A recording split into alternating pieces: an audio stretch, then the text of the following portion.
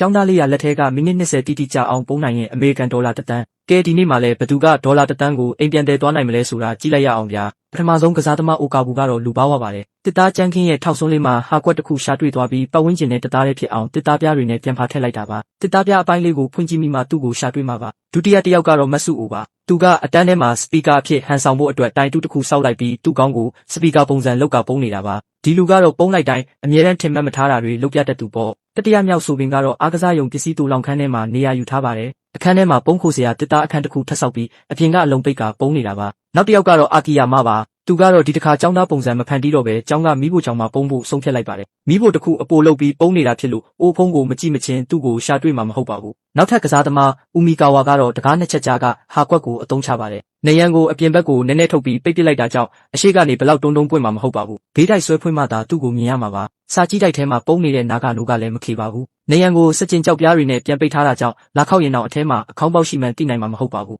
နာဂကြီးမကတော့အဆောင်ဝင်ဝါကထီးပုံးတစ်ခုကိုလူဝင်လို့ရအောင်ကိုကြီးအောင်လုပ်ပြီးအထဲမှာပုံးနေတာပါထီးတွေကိုထုတ်ယူကြည့်မှသာသူ့ကိုရှာတွေ့နိုင်မှာပါကီကူတာကတော့ဗီရိုဘေးကနေရန်ကိုအရင်ပိတ်ပြီးရင်ဗီရိုထဲမှာသူ့ပုံစံလူအယုတ်အတုထည့်ထားပါတယ်အယုတ်ကိုတွေ့ရင်နောက်ပြောင်တာပဲလို့ထင်သွားပြီးလှည့်ပြန်သွားအောင်လှည့်စားထားတဲ့တော်တော်မိုက်တဲ့အကွက်ပါဗျာ